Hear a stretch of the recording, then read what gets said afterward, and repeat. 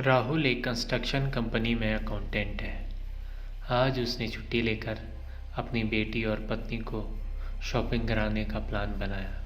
अक्सर वह अपने काम की व्यस्तता के कारण अपने परिवार को समय नहीं दे पाता, लेकिन आज उसने छुट्टी ली है। उसकी बेटी जो महज 6 साल की है, उसका नाम प्रीति है, और सौम्या राहुल की पत्नी।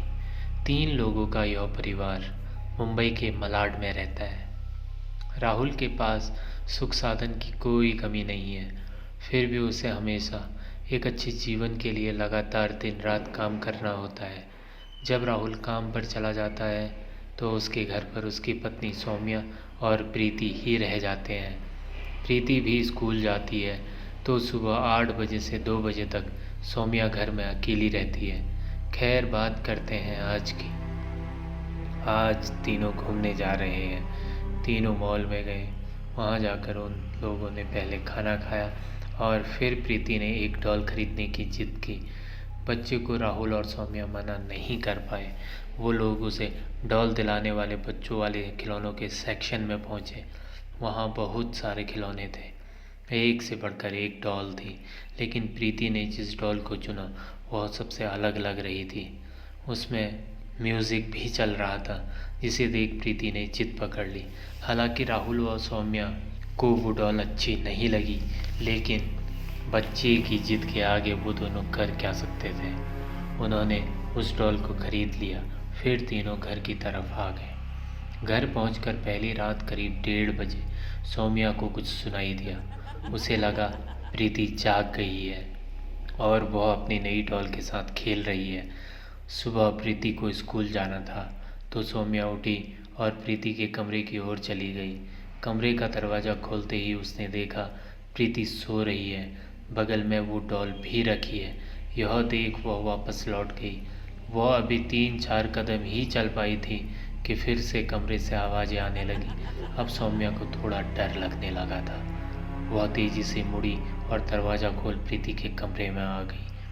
हर चीज़ को ध्यान से देखने के बाद उसे सब सामान्य लगा। अब वहाँ से कोई आवाज़ भी नहीं आ रही थी। पूरी तसल्ली करने के बाद वो जाने लगी। दरवाजे की ओर मुड़ी, लेकिन उसने महसूस किया कि जैसे उस डॉल का सर और आंखें उसकी ओर मुड़ी। वह डर गई। हिम्मत जुटाकर वह फिर से डॉल की ओर गई। उसने डरते हुए उसे अपने हाथ में उठाया, लेकिन डॉल ने कोई हरकत नहीं की। फिर सौम्या उसे अपना वहम मानकर उस डॉल को पास पड़ी अलमारी में रख दिया और वापस कमरे से बाहर आ गई। सुबह उसने नाश्ता बनाया। सबने नाश्ता किया और राहुल अपने काम में और प्रीति स्कूल की ओर चली गई। अब घर में सौम्या अकेली थी। वह रोज की तरह ही घर के बाकी काम निपटाने में लग गई। तभी अचानक प्रीति के कमरे से कुछ अजीब अजीब आवाज़ें आने लगी। वह उस ओर बढ़ चली। वहाँ जाकर वह देखती है कि वह डॉल प्रीति के बिस्तर पर पड़ी है। उसे लगा सुबह प्रीति ने इसे अलमारी से निकाला होगा। यह सोच वह फिर से डॉल को अलमारी में रख देती है और वापस चली जाती है। अभी वह कमरे से बाहर निकली ही थी कि फिर से डॉल के बजने की आवाज़ें आने लगी। वह सहमी सी धीरे से मुड़ती है और कमरे की तरफ आती है। दरवाजे के पास पहुंचते ही वह ज़ोर से चीखती है, क्योंकि उसने कमरे में कुछ ऐसा देखा जिसकी कल्पना करना उसके बस की बात नहीं थी। उसने देखा जिस डॉल को थोड़ी देर पहले उसने अलमारी में रखा था वह फिर से बिस्तर पर पड़ी थी। यह सब देख सौम्या का चीखना जायज़ था। वह वहाँ से भागी और राहुल को फ़ोन कर सारी बात बताई। दूसरी तरफ राहुल अपने काम में व्यस्त था। उसने सौम्या की बात को गंभीरता से नहीं लिया और कहा, सौम्या, देखो तुम घर के काम करते करते थक गई हो। डरने जैसी कोई बात नहीं है, तुम थोड़ा आराम कर लो, सब ठीक है। यह कहकर राहुल ने फ़ोन काट दिया। कुछ देर सौम्या फ़ोन को कान से लगाए खड़ी रही, लेकिन अचानक से कुकर की सीटी बजी। सौम्या डर गई। फिर तेज़ तेज़ कदमों से किचन की तरफ गई और गैस बंद की। फिर एक गहरी सांस लेकर खुद से बोली, डरने जैसा कुछ नहीं है। थोड़ा सामान्य होकर जैसे ही वो पीछे मुड़ी, देखती है वह डॉल किचन के दरवाजे के पास पड़ी है। यह देख एक पल के लिए उसके पूरे शरीर में कंपकपी होने लगी। हिम्मत जुटाकर वह उस डॉल की ओर बढ़ी।